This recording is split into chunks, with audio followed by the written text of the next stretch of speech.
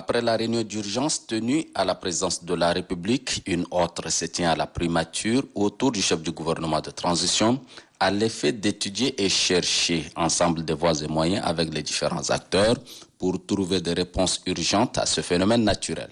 Plantant le décor, le Premier ministre de transition, Payim Padaké Albert, s'est interrogé sur des projets de prévention initiés il y a quelques années, les mesures à envisager et surtout comment faire pour que N'Djamena ne soit pas submergé.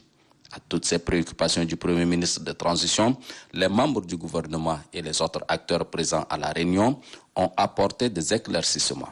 Le maire de la ville de N'Djamena, Ali Haroun, à sa sortie de la rencontre. Nous avons échangé.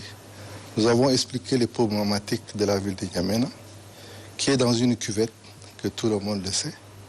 Et depuis 2010, il n'y a pas eu une forte pluie jusqu'à ce moment. Rien que la journée de lundi 1er, il y a eu une quantité importante d'eau qui est tombée dans la ville. Et ça fait 160 mm d'eau qui sont tombés en un seul jour.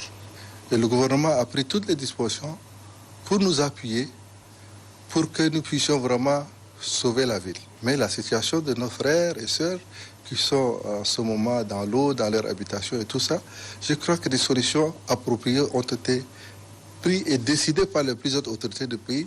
Et nous allons les appliquer dans les jours qui suivent. À la fin de cette réunion, combien de fois importante vu la situation actuelle, le Premier ministre de transition Payim Padaké Albert a donné des instructions fermes, notamment la réactualisation du comité interministériel, préconiser des solutions d'urgence à travers l'utilisation de pompes mobiles et prévoir le recrutement de main-d'œuvre à cet effet.